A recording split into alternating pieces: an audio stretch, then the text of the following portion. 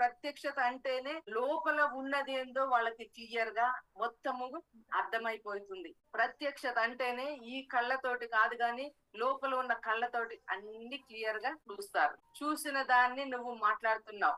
చూసిన దాన్ని దీంతో చూసిన దాన్ని కాదు, నీ లోపల ఉన్న కళ్ళతోటి చూసిన దాన్నే నువ్వు మాట్లాడుతున్నావు. ఆకాశం నుంచి అగ్ని వస్తుందని ఆ ఏలియా అది రావడానికి ముందే చూసినాడు. ఎందుకంటే రెవల్యూషన్ ప్రత్యక్షత వాక్కుతోటి అక్కడ నిలబడ్డాడు.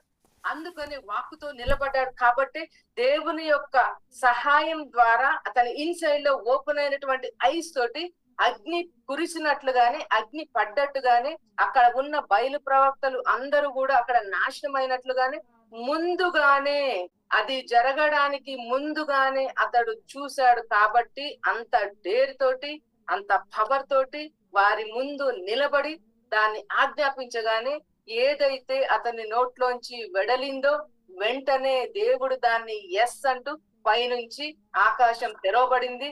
అతడు మాట్లాడింది, అక్కడ క్రియ జరిగింది. దేవుడు నిన్ను సేమ్ అదే ఏలియా ఎక్కడ నిలబడ్డాడు, ఏలియా అభిషేకము ఎట్లా ఫ్లో అయిందో, ఆయన ఎట్లా దాన్ని హ్యాండ్ చేసుకున్నాడు, తన ముందున్న పొజిషన్ ని ఏ విధంగా అతడు హ్యాండిల్ చేశాడో సేమ్ అదే అభిషేకాన్ని దేవుడు నీకు కూడా రిలీజ్ చేశాడు.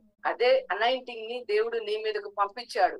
నీ పొజిషన్ తోటి నువ్వు ఏ విధంగా దాన్ని హ్యాండిల్ చేయాలో, నువ్వు ఏ విధంగా దాన్ని క్లియర్ చేయాలో దేవుని యొక్క నామంలో ఏలియా అభిషేకం యేసు నామంలో నీ మీదకి సూపర్ న్యాచురల్ గా ఓపెన్ అయ్యేటట్లు, అది రిలీజ్ అయి నీ లోపల అది క్రియ జరిగేటట్లు పరిశుద్ధాత్మ శక్తి ద్వారా నేను ఆజ్ఞాపిస్తున్నా. వినువారు మాత్రమే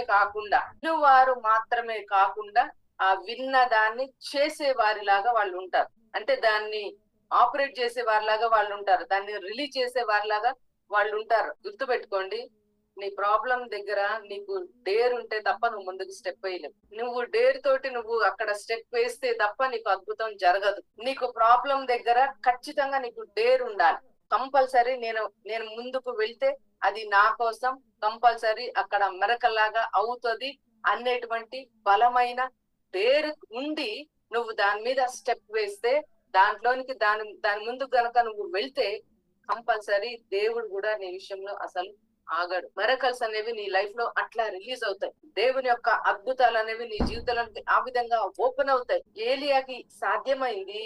ఏలియా గురించి బైబిల్ ఏం చెప్తుందంటే, ఏలియా మన వంటి స్వభావము గల మనుష్యుడే, మనలాంటి స్వభావం గల మనుష్యుడే. అంటే ఏర్పడతాడు. ఫెయిత్ అన్నది ఒక్కోసారి అప్ అవుతుంది, ఫెయిత్ అనేది ఒక్కోసారి డౌన్ అవుతుంది, ఒక్కోసారి ముందు ఆయన ఫ్యూచర్ ఏమీ కనపడదు. అర్థమవుతుందా?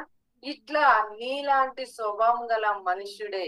బట్ అయినప్పటికీ అతడు ప్రార్థించినప్పుడు ఏదో గ్రేట్ వేలో సంథింగ్ ఏదో డిఫరెంట్ గా అతడు ప్రార్థన చేసినప్పుడు జరిగింది. అంటే నీలాంటి స్వభావం గల మనుషుడు ప్రేయర్ చేసినప్పుడు అతడు దాన్ని ఆకాశాన్ని మూస్తే అది మూయబడింది, దాన్ని తెరిస్తే అది ఓపెన్ అయింది. నీలాంటి స్వభావం గల మనుషుడే. కానీ ఏలియా అక్కడ ఏం చేశాడంటే దాన్ని ఓపెన్ చేశాడు, దాన్ని క్లోజ్ చేశాడు. దాని నుంచి అగ్ని రమ్మంటే అగ్ని వచ్చింది. అంటే ఆయన ఏది చేస్తే అది అక్కడ జరుగుతుంది. ఒక న్యాచురల్ గా ఉన్నటువంటి మనిషి ఇట్లాంటి సూపర్ న్యాచురల్ మెరకల్స్ చేయడం అనేది నిజంగా అది దేవుని యొక్క స్పిరిట్ పవర్ తోటి సాధ్యమే తప్ప మరి దేని వల్ల కాదు. సేమ్ కానీ దేవుడు ఏం చెప్తున్నాడంటే, అక్కడ ఏలియా తోటి నా పవర్ ని నేను అక్కడతో ఎండ్ చేయలేదు. కానీ ఏలియా నీలాంటి స్వభావం గల మనుషుడే. అతడు ఏం చేశాడో అది జరిగింది.